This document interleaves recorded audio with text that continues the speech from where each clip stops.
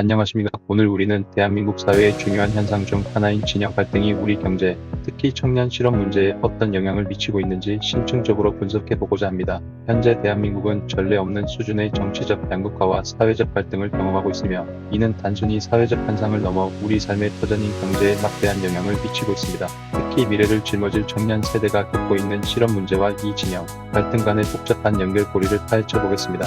이 방송을 통해 우리 사회가 당면한 문제의 본질을 이해하고 더 나은 미래를 위한 해법을 모색하는 의미 있는 시간이 되기를 바랍니다. 먼저 대한민국 진영 갈등의 현재 양상과 그 심각성에 대해 말씀드리겠습니다. 한국 사회의 이념 양극화는 2012년 이후 지속적으로 심화되고 있습니다. 정치적 스펙트럼의 양 극단에 위치한 집단 간의 대립이 단순한 의견 차이를 넘어 사회 전반의 분열을 조장하고 있는 것이 현실입니다. 이러한 극단적인 대립은 사회적 신뢰도를 현저히 떨어뜨립니다. 한국행정연구원의 조사에서도 드러났듯이 사회적 갈등이 심화될수록 우리 사회 구성원 간의 신뢰 지수는 하락하고 있습니다. 신뢰는 경제활동의 중요한 기반이며, 신뢰가 무너지면 시장의 예측 가능성이 떨어지고 거래 비용이 증가하여 경제 전반에 부정적인 영향을 미칠 수밖에 없습니다. 이러한 상황은 기업들이 새로운 투자를 망설이게 하고 소비자들이 지갑을 닫게 만드는 심리적 요인으로 작용하며, 이는 곧 경제 성장의 발목을 잡는 결과를 초래합니다. 사회적 자본의 가장 중요한 요소 중 하나인 신뢰가 붕괴되면 협력과 상호작용을 통해 이루어져야 할 많은 경제적 기회들이 상실되는 것입니다. 그렇다면 이러한 진영 갈등이 구체적으로 우리 경제에 어떤 직접적인 비용을 발생시키고 있을까요? 놀랍게도 사회적 갈등으로 인해 발생하는 경제적 비용은 연평균 국내 총생산, 즉 GDP의 상당 부분을 차지합니다. 2011년부터 2022년까지의 자료를 보면 사회적 갈등으로 발생한 경제적 비용은 무려 2,352조 원에 달하며, 이는 연평균 GDP의 8.9%에 해당하는 엄청난 규모입니다. 이 수치는 단순한 경제 지표를 넘어 우리가 진영 갈등으로 인해 포기해야 했던 수많은 기회비용과 잠재적 성장을 의미합니다. 특히 대통령 탄핵 정국과 같은 정치적 혼란기에는 이러한 갈등 비용이 더욱 급증하는 양상을 보였습니다. 이는 불확실성이 증대되고 정책 추진이 지연되면서 기업의 투자와 소비가 위축되기 때문입니다. 예를 들어 한 가지 법안을 통과시키기 위해 오랜 시간이 걸리거나 아예 무산되는 경우, 이로 인해 지연되거나 불가능해진 경제적 효과는 고스란히 사회적 비용으로 전가됩니다. 갈등이 첨예해질수록 정책 결정 과정은 비효율적이 되고 중요한 개혁 과제들이 필요하게 되면서 국가 경쟁력 약화로 이어지는 악순환이 반복될 수 있습니다. 진영 갈등은 기업 경영 환경에도 심각한 악영향을 미칩니다. 정치적 대립과 양극화는 정부의 경제 정책 및 제도의 예측 가능성을 현저히 떨어뜨립니다. 기업들은 장기적인 관점에서 투자 계획을 세우고 경영 전략을 수립해야 하는데, 정치적 불확실성이 커지면 미래를 예측하기 어려워져 과감한 투자를 주저하게 됩니다. 이는 결국 신규 일자리 창출을 저해하고 경제 활력을 떨어뜨리는 요인으로 작용합니다. 불확실성 증가는 국내 기업의 투자를 위축시킬 뿐만 아니라 해외 자본 유치에도 부정적인 영향을 미쳐 국가 전체의 성장 잠재력을 갉아먹습니다. 투자 매력도가 떨어지면 외국인 직접 투자 FDI가 감소하고, 이는 곧 양질의 일자리 감소와 기술 혁신 둔화로 이어질 수 있습니다. 또한 정치 양극화로 인해 정부 경제 정책에 대한 국민들의 이견이 커질수록 장기적인 경제 성장률이 하락한다는 분석도 있습니다. 규제의 질, 법치주의 준수 여부, 그리고 정부 정책의 실효성 등 여러 요소들이 정치 양극화에 의해 영향을 받으며, 이는 결국 경제 성장의 부정적인 결과를 초래하게 되는 것입니다. 정치적 대립이 심화될수록 규제 개혁이나 산업구조, 재편과 같은 시급한 정책 과제들이 이념 논쟁에 갇혀 진전을 보지 못하는 경우가 많습니다. 이러한 정책 지연은 특정 산업의 경쟁력을 약화시키고 새로운 산업의 성장을 저해하여 국가 전체의 경제 활력을 떨어뜨리는 결과를 낳습니다. 이제 대한민국이 직면한 또 다른 심각한 문제인 청년 실업으로 시선을 돌려보겠습니다. 청년 실업은 단순히 청년층이 일자리를 찾지 못하는 현상을 넘어섭니다. 안정적인 직업을 구하지 못하는 것은 물론, 양질의 일자리를 찾지 못해 단시간 근로를 하거나 구직 자체를 포기하는 상황까지 포괄하는 개념으로 확장되고 있습니다. 이는 단순히 개인의 문제가 아니라 사회 전체의 지속 가능한 발전을 위협하는 구조적인 문제로 인식되어야 합니다. 통계청이 발표하는 공식적인 청년 실업률은 종종 실제 청년들이 체감하는 실업 상황과 큰 차이를 보입니다. 이는 아르바이트 등 임시직에 종사하면서도 미취업자로 분류되거나 졸업을 유예하고 취업을 준비하는 학생들, 공무원 시험을 준비하는 공시생, 심지어는 구직 활동을 아예 포기한 청년들이 통계에 제대로 반영되지 않는 경우가 많기 때문입니다. 이러한 통계의 함수 결정은 청년 실업 문제의 심각성을 간과하게 만들 위험이 있으며 실질적인 해결책 마련을 더욱 어렵게 만듭니다. 실제 청년들의 삶의 질은 더욱 악화되고 있음에도 불구하고 표면적인 통계만으로는 이러한 현실을 온전히 반영하기 어렵다는 것이 전문가들의 지적입니다. 그렇다면 청년 실업의 근본적인 원인은 무엇일까요? 여러 가지 복합적인 요인이 작용하고 있습니다. 첫째, 제조업 중심 산업 구조의 한계입니다.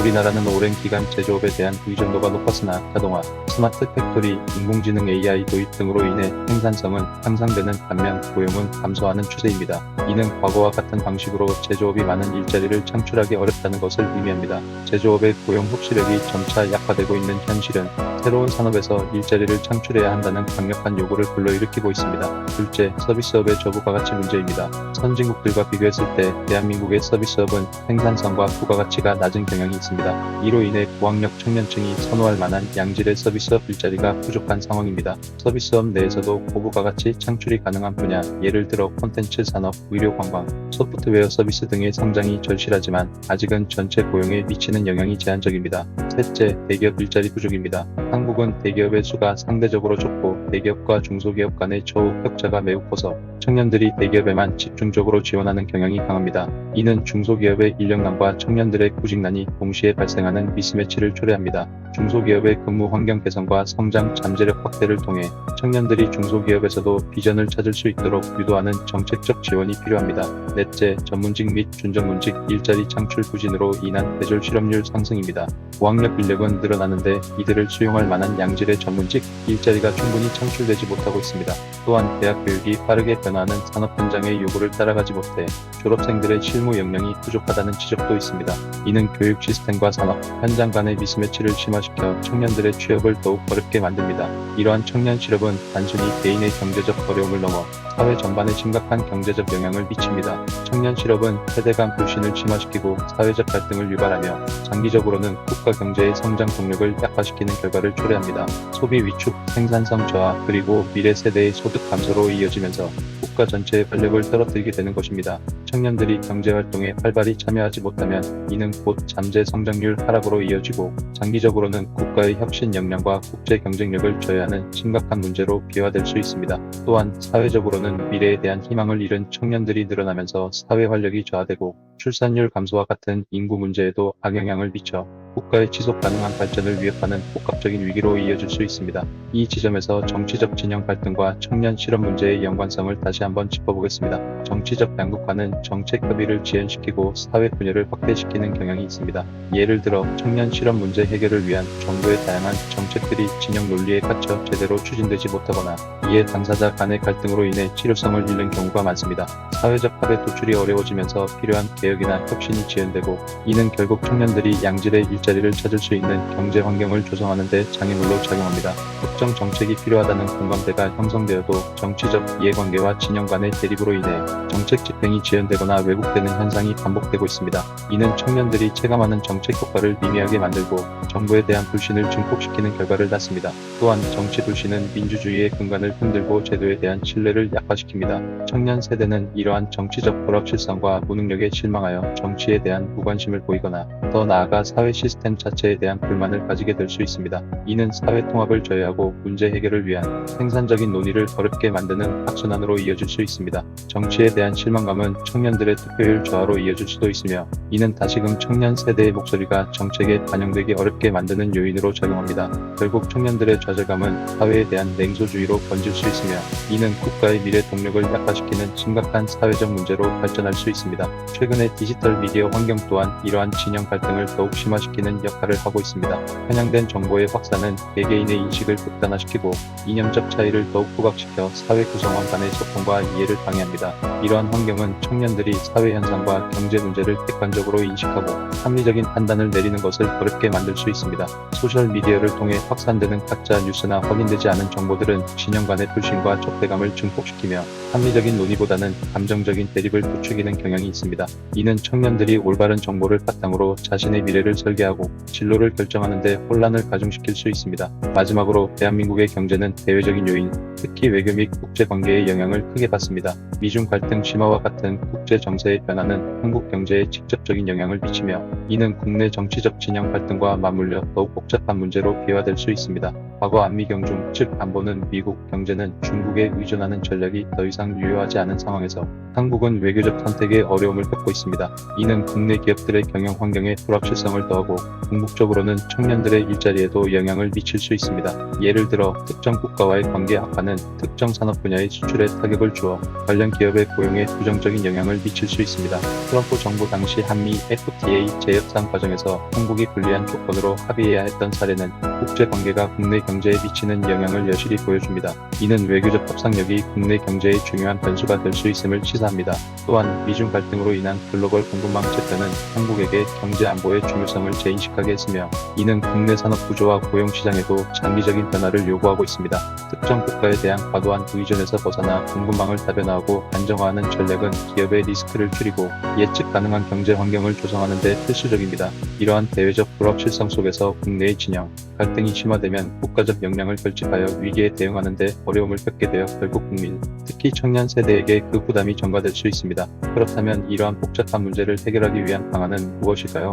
청년 실업 문제 해결을 위해서는 첫째, 경제 혁신을 가속화하고 고급 인력을 양성해야 합니다. 4차 산업혁명 시대에 맞는 새로운 성장 동력을 발굴하고 숙련된 인력 수요를 충족시키기 위한 교육 시스템의 개선이 시급합니다. 인공지능, 빅데이터, 바이오 등 미래 유망 분야에 대한 적극적인 투자를 통해 새로운 산업 생태계를 조성하고 이와 연계된 맞춤형 교육 프로그램을 강화하여 청년들이 변화하는 노동시장의 요구에 유연하게 대응할 수 있도록 지원해야 합니다. 둘째, 규제 완화 및 경쟁 촉진을 통해 서비스 일자리를 늘려야 합니다. 기술 혁신의 성과가 실제 재화 가격 하락과 서비스 질 향상으로 이어질 수 있도록 불필요한 규제를 철폐하고 시장 내 경쟁을 활성화해야 합니다. 특히 신기술 기반의 서비스 산업은 고부가 가치와 청년층이 선호하는 일자리를 창출할 잠재력이 크므로 과감한 규제 개혁을 통해 이 분야의 성장을 적극적으로 지원해야 합니다. 셋째, 청년 고용 지원 정책의 실질적인 효과를 높여야 합니다. 정부는 다양한 청년 취업 지원 사업을 운영하고 있지만 청년들이 체감하는 효과는 여전히 미미한 경우가 많습니다. 실제 구직자와 기업의 수요를 정확히 파악하여 정책의 효율성을 높여야 합니다. 취업 성공 패키지, 청년 내일 채용 공제 등 기존 정책의 사각지대를 해소하고 청년들의 눈높이에 맞는 맞춤형 직업 훈련과 취업 연계 프로그램을 확대하는 것이 중요합니다. 더 나아가 진영 갈등의 해소를 위한 노력도 병행되어야 합니다. 정치권은 진영 논리를 넘어선 대화와 타협의 자세로 국가적 현안 해결에 힘을 모아야 합니다. 불필요한 정쟁을 멈추고 오직 국민의 삶과 국가의 미래만을 위한 생산적인 논의를 이어나가야 합니다. 이를 위해 초당적인 협력 체계를 구축하고 장기적인 관점에서 국가의 발전을 위한 합의를 도출하려는 노력이 절실합니다. 국민들 또한 편향된 정보에 휩쓸리지 않고 비판적인 시각으로 사회 현상을 바라보며 상대를 존중하는 자세로 합리적인 토론 문화를 만들어가야 합니다. 다양한 의견이 공존할 수 있는 성숙한 시민 의식을 함양하고 건강한 비판과 건설적인 대안 제시를 통해 우리 사회의 갈등을 극복해 나가야 할 것입니다. 이러한 노력들이 바탕이 될 때 비로소 사회적 신뢰가 회복되고 경제 활력이 되살아나며 청년들이 꿈을 펼칠 수 있는 더 나은 대한민국을 만들 수 있을 것입니다. 정치적 대립을 넘어선 협치와 국민 통합은 지속 가능한 경제, 성장과 사회 발전을 위한 필수적인 전제 조건입니다.